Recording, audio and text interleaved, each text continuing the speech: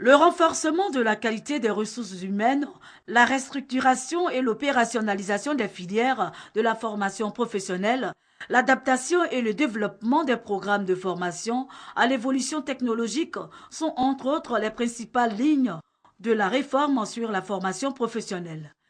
Une réforme adoptée en 2009 pour redynamiser le secteur, et cela en vue de stimuler la compétence d'une part et créer d'autre part une adéquation entre la formation et les besoins du marché de l'emploi. L'application de cette réforme s'impose aujourd'hui. Aujourd'hui, dans la vision du patronat,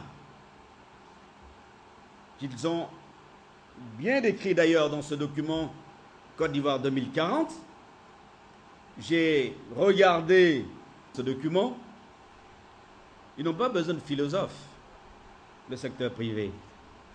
Ça veut dire simplement qu'il faut tout reprendre et reprendre notre système éducatif pour que définitivement, une fois qu'on est engagé, eh bien qu'on sorte avec un métier, qu'on sorte avec des diplômes, mais qui vous donnent en réalité un emploi.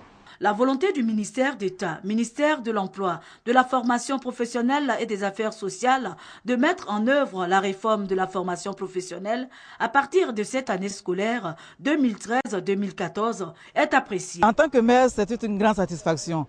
Je sais qu'on va demander aux enfants, voici les besoins des entreprises. Parmi ces besoins, qu'est-ce que toi tu veux faire? Je veux faire ceci, je veux faire cela, alors voilà la formation qui te convient. L'enfant va faire la formation, il sort, c'est sûr qu'il a de la place, il va être engagé et c'est un soulagement pour nous les parents d'élèves.